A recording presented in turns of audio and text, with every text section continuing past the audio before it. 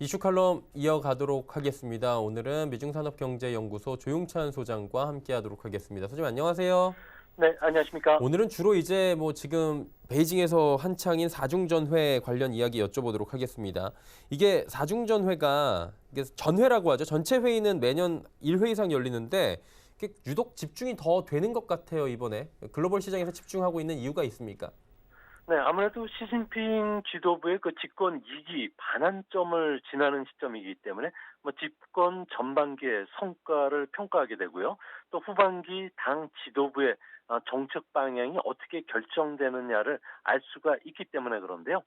당내에서는 미중 무역 전쟁 문제 그리고 홍콩 시위 사태가 장기화됨에 따라서 시진핑에 대한 그 문책론이 지금 제기되고 있는 상황입니다. 홍콩 문제와 관련해서도 중국의 그 체면이 좀 구겨진 상태이기 때문에 과연 캐리람 홍콩 장관이 퇴진될지 그리고 홍콩 업무를 관장하고 있는 한정 상무위원에 대한 책임 문제도 지금 자유롭지 못한 상태고요. 무역 전쟁에서 중국의 위신을 크게 추락시킨 류호 경제부총리에 대한 문책 여론도 지금 크게 일어나고 있습니다. 이 때문에 대미 외교 정책 그리고 일국 양제에 대한 대책들이 지금 논의가 되고 있다고 하는데요. 관련제에 대한 문책이 계속 진행이 된다면은 아무래도 시지석의 권위에 흠집이 날 수가 있고요.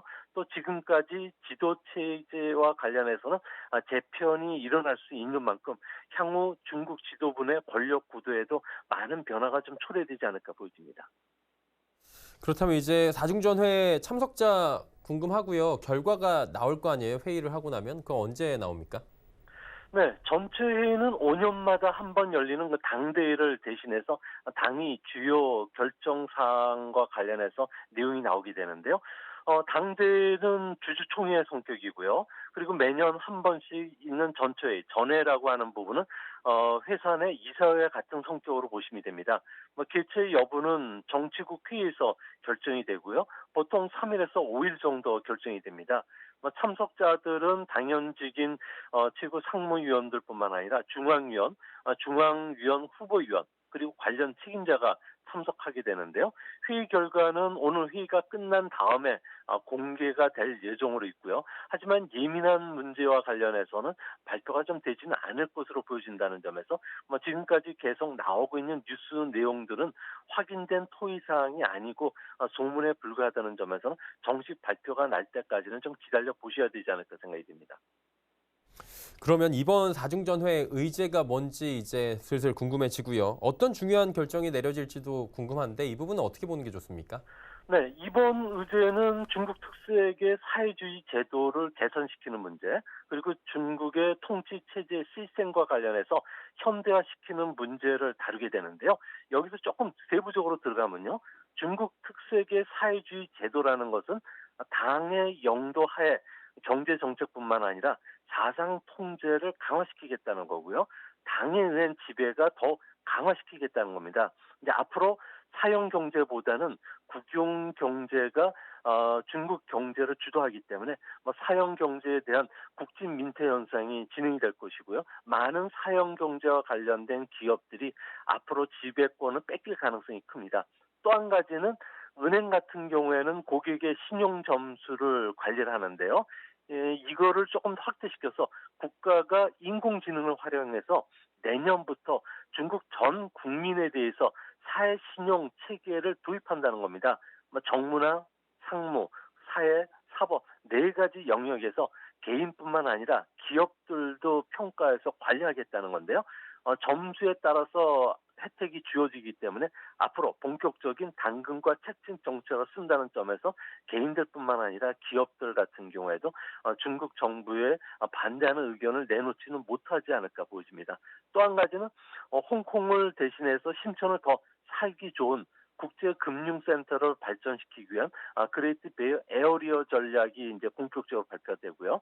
앞으로는 최근 그 빅데이터 도시로 탈바꿈한 꾸이저 꾸이양시 같은 경우에는 보통 해발 1,100m 그리고 산악 지형에 있는 도시였는데요. 이 때문에 중국의 전역에 있는 도시들을 IT나 바이오테크놀로지, 스마트 시티, 연구 중심 도시로 불균형 성장을 앞으로 해 나가겠다는 겁니다. 이뿐만 아니라 국가 통치 체제의 현대화는 시주석의 1인 집권 체제를 공고하기 위해서 인사나 보직 이동을 시주석 그 입맛에 맞는 사람을 임명하겠다는 건데요. 이 때문에 70년대생 새로운 간부들이 발탁이 되겠고요. 반대로 현재 시진핑 장기 집권의 걸림돌이 되는 고위직 같은 경우에도 자연적으로 좀 낙마할 가능성이 크다는 점에서 2027년 이후에는 최고 지도부의 얼굴도 상당 부분 바뀔 것으로 보여집니다. 가 20개월 만에 열린다. 그러니까 공백이 굉장히 길었다라고 언론 보도가 좀 있는 것 같습니다. 그런 만큼 뭐 다룰 안건도 굉장히 다양할 것 같은데 어떻습니까? 네, 이번에는 캐리람 행정장관 그리고 홍콩 사무를 총괄하는 한정 정치국 상무위원에 대한 문책이 거론이 되고 있는데요.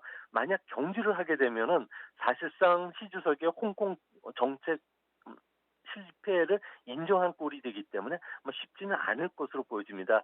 이 때문에 홍콩 시위의 그 장기화의 원인은 외세 개입의 탓으로 돌릴 가능성이 크고요. 앞으로는 딜레마에 빠진 홍콩 시위에 대해서는 뭐 철저한 관리 대책이라든지 일국양제 보안과 관련된 대책이 나올 가능성이 높습니다. 이 부분과 관련해서는 앞으로도 더 대만과 관련해서도 내년 1월 대만 총통 선거를 앞두고 있는데요. 현재 대만 내 반중국 정서가 확산이 되고 있기 때문에 앞으로 통일 전선 전술과 관련해서 더 강화하는 대책들이 나올 가능성이 높다는 점에서 대만 문제에 본격적으로 중국도 이제 개입할 가능성이 있지 않을까 보여집니다. 또 한 가지는 미중 무역 갈등으로 인해서 중국의 성장률이 계속 곤두박질 치고 있는데요.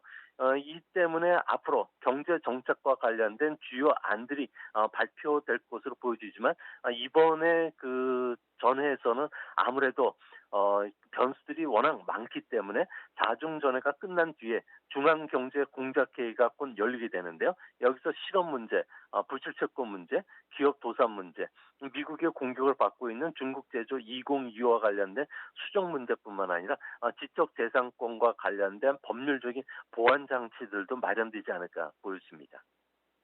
이제 후계 구도 얘기가 나오지 않습니까? 포스트 시진핑을 좀 이제 누가 될지 시장은 궁금해하고 있는 것 같은데 이 부분은 어떻게 나오고 있습니까? 네, 지금 현재 화교권 언론들 같은 경우에는 상무위원 수를 7명에서 9명 정도 늘리자는 이야기들이 베이징에서 나온다고 하는데요. 아직 확인된 사항은 아닙니다. 하지만 최근에 떠오르는 사람들 보면은 천민월 충칭시 당석이나 후추나 부총리 같은 경우에는 신임 상무위원으로 임명될 가능성이 있다는 내용들이 나오고 있는데요. 천민월 같은 경우에는 시진핑의 최측근입니다. 쉬자진이라고 하는 시진핑 군대 핵심 인물인데요. 시진핑이 절강성 석이었을 때 인연을 맺은 뒤에 계속 정치적 운명을 같이 했던 사람입니다. 뭐 후추나 같은 경우에는 현재 돼지고기 파동을 책임지고 관리하고 있는 부총리인데요. 후진타오가 추천한 공천단 파기 때문에 뭐 두 사람 같은 경우는 개파 안배 차원에서 신임 상무위원회에 들어올 가능성이 높은데요. 두 사람의 공통점은 1960년대생이기 때문에 50년대생인 전임자들에 비해서는 상당히 젊고요. 그렇기 때문에 포스트 시진핑이라는 소리를 듣고 있는데요. 하지만 따르는 파벌이 없고요. 권력 기반이 약하다 보니까 정적 리더십을 발휘할 수 없는 그런 약점을 갖고 있습니다. 이 때문에 시진핑 국가주석 같은 경우에는 상기 임기가 끝나는 2027년 이후에도 군부를 장악하고 지휘하는 중앙군사위 주석 자리를 계속 유지시키면서 덩샤오피처럼 마쿠 정치를 할 가능성이 높다는 점에서 앞으로 그 시진핑의 권력은 그렇게 크게 약화되지는 않을 것으로 보여집니다.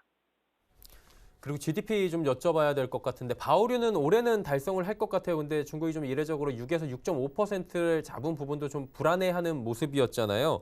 경기 부양책이 좀 나와야 되는 시기다라고 얘기가 나오고 있고 조금 전에 PMI도 경기 아직까지 수축 국면으로 계속해서 6개월 연속 나오고 있는데 좀 부양책은 어떤 게 나올 것으로 시장은 예측하고 있습니까? 네, 중국 경제 같은 경우는 지난 2년간 계속 경기 후퇴 국면에서 빠져나오지는 못했는데요. 이는 2016년도부터 진행됐던 공급 측면의 5대 구조 개혁 조치에 따른 악영향의 영향이 큽니다. 뭐 과잉 생산 시설, 과잉 투자를 제거시키고요. 공급과 관련해서 금융 불안 해소 문제, 생산 비용 절감, 약자 구제와 같은 5개 개혁 조치들이 계속 시행이 되고 있기 때문에 그런데요. 5개 개혁 조치들을 인제 추진하는 속도와 관련해서는 9월 달 이후부터는 이제 중국 정부가 이를 완화시켜 주고 있다는 겁니다. 특히 대규모 재정 출동과 관련해서는 그동안에 신중한 자세를 보여왔는데 최근 들어와서 수출 감소라든지 기업 투자가 심각해지면서 이 부분도 조금 수정하는 그런 모습을 보여주고 있습니다.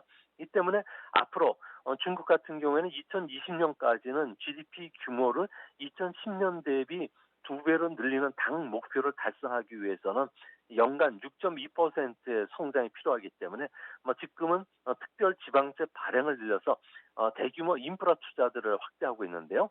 이와 관련해서 화물 수송 전용 철도 건설에 무려 25조 원 정도를 투자해서 1,586km를 건설하는 작업들, 그리고 조금 전에도 말씀드렸듯이 스마트 시티라든지 빅데이터, 그리고 바이오 테크놀로지와 같은 도시 재개발 쪽을 속도를 내고 있기 때문에 중국에서는 건설 경기들이 좋아지고요.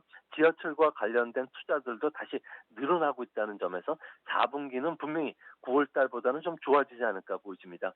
또 한 가지는 금융 완화도 눈에 보일 정도로 자금 집행이 상당히 빨라지고 있고요.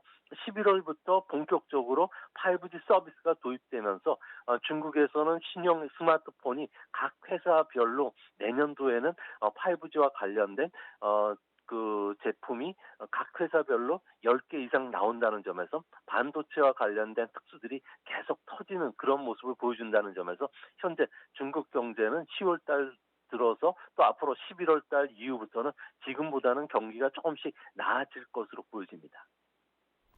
중국 경제에 대한 여러 가지 분석들이 있는데 3분기가 바닥이고 4분기부터 좀 올라올 것이다라는 얘기들이 계속 지속적으로 나온 바가 있잖아요. 회복 추세로 진짜 돌아서는 건지 궁금한데 이 부분은 어떻게 보십니까, 소장님은? 네, 실제 느끼는 피부적인 사항은 조금씩 나아지고 있다는 것을 느낄 수가 있게 되는데요. 중국 기업들 같은 경우는 시너핑이나 페트로차이나 같은 경우에는 세계적인 기업인데도 아무래도 계열사에 대한 자금 집행을 지금 못하고 있는 그런 상황입니다. 그러다 보니까 많은 상장 기업들뿐만 아니라 국유 기업도 자금난에 겹쳐지고 있는데요. 이를 해소하기 위해서 여신이라든지 부채와 관련된 좀 만기 연장을 중국 정부가 적극적으로 해주고 있고요. 또 투자 억제 정책도 다시 투자 확대와 관련해서 특별 지방 발행 채권을 좀 늘려준다든지 공항 건설이라든지 고속철도와 같은 인프라 정비 프로젝트와 관련해서는 많은 자금이 결제해주고 있다는 측면에서는 지금보다는 공사와 관련된 부분들이 활성화되고 있는 그런 모습입니다. 또 한 가지는 중국은 11월 10일 날 광군제 날인데요. 이때 대규모 행사를 앞두고 있고요. 이 때문에 중국에서는 소비와 관련된 한 20%를 차지하고 있는 자동차 판매와 관련해서 배기가스 규제 조치를 좀 완화시켜 준다든지 자동차 구입과 관련된 규제 조치를 완화나 폐지시켜주고 있다는 점에서 자동차도 11월 달부터는 좀 매출이 크게 늘어날 가능성이 커 보입니다. 여기에 중국에서는 반도체라든지 소프트웨어 산업을 중심으로 해서 기업 소득세 경감 조치 위에도 산업 보조금을 다시 주고 있고요. 또 지준율이라든지 그리고 대출 금리도 계속 낮춰주고 있기 때문에 제조업체들 같은 경우는 연말 자금난은 어느 정도 해소될 수 있다는 측면에서 앞으로 제조업과 관련된 부분에서는 조금씩 경기들이 좀 좋아질 가능성이 크고요. 대표적으로 중국의 반도체 판매 같은 경우는 이전의 고점을 베끼고 계속 증가세를 좀 나타내고 있다는 점에서 중국도 반도체를 중심으로 한 경기 성장세가 앞으로 시간이 갈수록 더 뚜렷해질 가능성이 크다는 점에서 반도체 관련주들이 우리나라나 중국에서도 가장 많은 좀 매출 증가를 올릴 수 있는 종목이 되지 않을까 조심스럽게 내다볼 수가 있는 상황입니다. 소장님, 간밤에 올라온 속보였잖아요. 에이펙 정상회담이 칠레 내부 지금 시위 사정으로 취소가 된 부분이 나왔는데 그러다 보니까 지금 다양한 해석들이 좀 난무하는 분위기입니다. 미중 간의 무역 분쟁은 3국에서 해야 되는데 기싸움이 일어날 것이고 잘 안 될 것이다 얘기도 있고 또 한쪽에서는 예정대로 잘 될 것이다 얘기 있는데 이 부분은 좀 어떻게 보는 게 맞다고 보십니까? 네, 미중 무역 협상과 관련해서는 1차 협상은 어느 정도 내부적인 차관급 회담에서 실무자까지 전부 협상과 관련해서 수월하게 진행된다고 이야기를 하고 있는데요. 아무래도 그런 측면에서 봤을 경우에 1차 무역 협상과 관련해서는 합의는 지켜질 것으로 보여지고요. 다만 이번 합의 조치와 상관없이 12월 달에 예정되고 있는 관세와 관련된 부분들은 아마 철폐하지는 않을 것으로 보여집니다. 앞으로 2차, 3차와 관련된 협상이 오히려 난항을 겪을 가능성이 크기 때문에 1차 협상을 통해서 중국은 많은 것을 양보하더라도 실질적인 관세가 추가적으로 부과되지 않도록 막아야 되겠고요. 이런 문제들은 내년 전인대까지는 계속 협상을 장기화 끌고 가겠다는 생각이라는 점에서는 1차 협상과 관련해서는 아무래도 합의문 작성까지는 충분히 갈 수 있기 때문에 주시장에 큰 부담은 되지는 않는데요. 다만 이제 문제는 내년 상반기서부터 하반기에 들어가는 2차 협상과 관련해서는 보잉기와 관련해서 최대 200억 달러 이상 수입을 해줘야 되겠고요. 중국이 지적재산권이나 그리고 그 여러 가지 기술적 보호 문제 그리고 구조적인 문제와 관련해서는 법률적으로 중국에서 바꿔줘야 되기 때문에 이런 문제들이 한순간에 해결되기 어렵다는 측면에서 앞으로 내년 하반기 정도 가면은 다시 미중 무역 문제가 다시 불거질 가능성이 있지만 단기적으로는 내년 3월 달까지는 현재 상황에서 봉합이 될 가능성이 크지 않을까 보여집니다. 네, 알겠습니다. 오늘 일어난 사항들까지 하나하나 다 짚어주셨네요. 오늘 말씀 여기까지 듣겠습니다. 고맙습니다. 예, 감사합니다. 미중산업경제연구소 조용찬 소장과 함께했습니다.